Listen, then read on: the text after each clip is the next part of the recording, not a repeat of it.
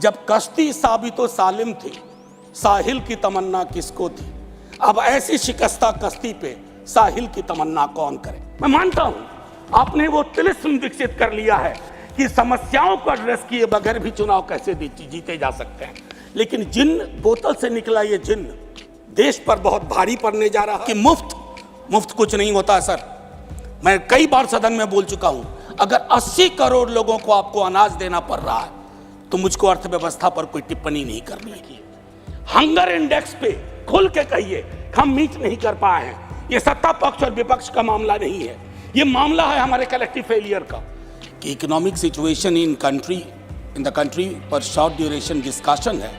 तो मुझे कभी नहीं लगा था कि हमारी पूरी बातचीत टैक्सेशन, फॉरेन एक्सचेंज रिजर्व्स और वगैरह वगैरह की चीज़ों में रहेगी। अर्थव्यवस्था का वो एक चेहरा हो सकता है, लेकिन एक जनप्रतिनिधि जो राज्यसभा और लोकसभा में बैठे हुए हैं, उनके लिए आर्थिक परिस्थिति पे जब हम बात करते हैं ना, तो सर सबसे पहले गरीब की थाली नजर आती है। गरीब की, आप फॉरेन एक्सचेंज रिजर्व कुछ भी रख लो, लेकिन अगर गरीब की थाली में ऊपर परिलक्षित नहीं हो रहा है तो फाइल भी किताबी है और गांव भी किताबी।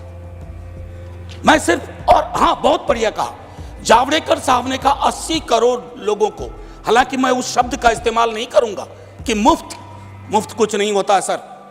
मैं कई बार सदन में बोल चुका हूं, अगर 80 करोड़ लोगों को आपको अनाज देना पड़ रहा है तो मुझको अर्थव्यवस्था पर कोई टिप्पणी नहीं करनी है कि आर्थिक परिस्थिति क्या है, कितनी समावेशी है, वगैरह वगैरह। सर माननीय उपसभापति जी, सुधांशु जी जब बोल रहे थे तालियां बज रही थी सत्ता पक्ष से, बजती भी हैं। अब विजय साई रेड्डी जी को कष्ट हुआ तो उन्होंने कह भी दिया कि ताली क्यों नहीं बजा रहे हो। तो जब सुधांशु जी ताली बजा रहे के वक्तव्य पे ताली बज रही थी तो मुझे लगा कि गांव शहरों के बेरोजगार पर यह ताली कितनी भारी पड़ रही होगी। प्रधानमंत्री जी 14 में जब पहली बार चुने गए तो वो मंदिर मस्जिद की साइज के लिए नहीं चुने गए थे। 2 करोड़ प्रतिवर्ष नौकरियां उनका वादा था। 2 दाएं 20 करोड़। एक श्वेत पत्र तो बनता है कि हम कहां हैं। सर माननीय उपसभापति महोदय, मैं कुछ चीजें आपके मध्य, क्या ऐसा तो नहीं है कि हम मानव विहीन और मानवीयता विहीन ग्रोथ स्टोरी के पक्ष में भजन गा रहे हैं, करतल ध्वनि कर रहे हैं। सर कोई भी वैसा ग्रोथ जो फेसलेस हो, जॉबलेस हो, उस ग्रोथ से देश की हकीकत नहीं बदलती है। सर बड़ी बड़ी बात लोग कर रहे थे। अभी पिछले महीने ये खूबसूरत किताब आई है, वेल रिसर्च्ड। आधी किताब में सर रेफरेंस है, ये है अनइक्वल। सर हम किन देशों से पीछे हो गए हैं पता है? छोड़िए अमेरिका यूरोप की बात, बांग्लादेश और नेपाल इनकम इनइक्वालिटी को एड्रेस करते हुए मानवीय सूचकांक में हमको पीछे छोड़ चुका है। ये है सर दस्तावेज, ये अनइक्वल स्वाति नारायण की। बीते दिनों बिहार में एक जातिगत सर्वेक्षण हुआ। मैं चाहूंगा तमाम हमारे भाजपा के मित्र, उनको ना उससे मतलब ना हो, उसके प्रति विरोध हो, लेकिन एक बार उस दस्तावेज को पढ़िए, क्योंकि उन आंकड़ों में नंबर के बाद आर्थिक सामाजिक परिवेश भी जाहिर हुआ है। और तब प्रधानमंत्री जी पुनः ले जाऊंगा 14 में बिहार गए थे। बिहार को स्पेशल स्टेटस की बात वो करके आए थे, हाजीपुर, दरभंगा, पटना। सर बिहार को आपकी जरूरत है माननीय सत्ता पक्ष। बिहार के पास रेवेन्यू के साधन कमतर हैं। बिहार को लेबर सप्लाई स्टेट के नजरिए से मत देखिए, बिहार को स्पेशल स्टेटस दीजिए। क्योंकि अगर आप इस किताब का विश्लेषण करें, सरकार के आंकड़ों का विश्लेषण करें, तो आपको साफ दिखेगा कि बिहार, झारखंड, उत्तर प्रदेश और मध्य प्रदेश देश के बाकी राज्यों से पिछड़ रहा है। उसके अलावा दूसरा पहलू कहता हूं माननीय उपसभापति महोदय, इस किताब में बाबा साहब भीमराव अंबेडकर को धृत किया गया है नॉर्थ साउथ डिवाइड के संदर्भ में भी। और ये पुरानी बात है सर, एफडीआई को ही देखिए कि नॉर्थ में कितना, साउथ में कितना, तो ये फर्क आपको साफ नजर आ जाएगा।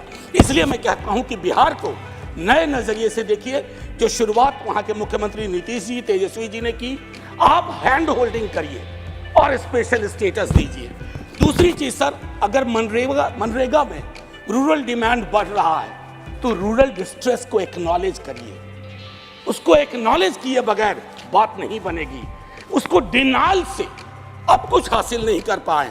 पॉवर्टी इंडेक्स पर आपने कई वर्षों से काम नहीं किया। आप आंकड़ों के बारे में तो इस सरकार का दृष्टिकोण है कि विश्व के टिम्बकटू में अगर एक आंकड़ा पक्ष का कोई बोल दो तो उसको प्रदर्शनी लगा देंगे। अगर कोई आंकड़ा सरकार को असहज करता है कहेंगे हम तो इसको मानते ही नहीं है, इनकी तो मेथोडोलॉजी खराब है। साहब नहीं, ये डिफरेंशियल दृष्टिकोण मत रखिए। हंगर इंडेक्स पे खुल के कहिए हम मीट नहीं कर पाए हैं। ये सत्ता पक्ष और विपक्ष का मामला नहीं है, ये मामला है हमारे कलेक्टिव फेलियर का। हमें एड्रेस करना होगा। आपको असल में लग गया सर, बस 1 मिनट लूंगा माफी के साथ। सर, आपको असल में लगता है कि आप इनकम इनइक्वालिटी की बात ना करें, पॉवर्टी रिडक्शन की बात ना करें, अनएम्प्लॉयमेंट एड्रेसिंग की बात ना करें, चुनाव आप फिर भी जीत जा रहे हैं। मैं मानता हूं आपने वो तिलिस्म विकसित कर लिया है कि समस्याओं को एड्रेस किए बगैर भी चुनाव कैसे जीते जा सकते हैं। लेकिन जिन बोतल से निकला ये जिन देश पर बहुत भारी पड़ने जा रहा है। वेल्थ टैक्स को लेकर के, इनकम इनइक्वालिटी को लेकर मैंने कहा वेल्थ टैक्स 16 में आपने अबॉलिश कर दिया। किसानों के बारे में सर मैं कहता हूं, आप कहते हैं शेयर बाजार उछल रहा है, बड़ी तारीफ होती है। सर शेयर बाजार उछले और एक किसान आत्महत्या कर ले, एक युवा बेरोजगार आत्महत्या कर ले, तो आप किस चीज को कहेंगे सर? और कुछ नहीं कहना चाहता। हाशिए के समूहों में पॉवर्टी की जो परिस्थिति है, आप बिहार का डेटा देखिए। आखिरी सर, एक सुधांशु जी बड़ी अच्छी चीजें बता गए, हमें तो लगा कि हम तो बेकार परेशानी है गरीबी से, भुखमरी से। 30 सेकंड सर। तो मैं आपके माध्यम से अपने मित्रवर्ग को कहता हूं, जब कश्ती साबितो सालिम थी, साहिल की तमन्ना किसको थी? अब ऐसी शिकस्ता कश्ती पे साहिल की तमन्ना कौन करे?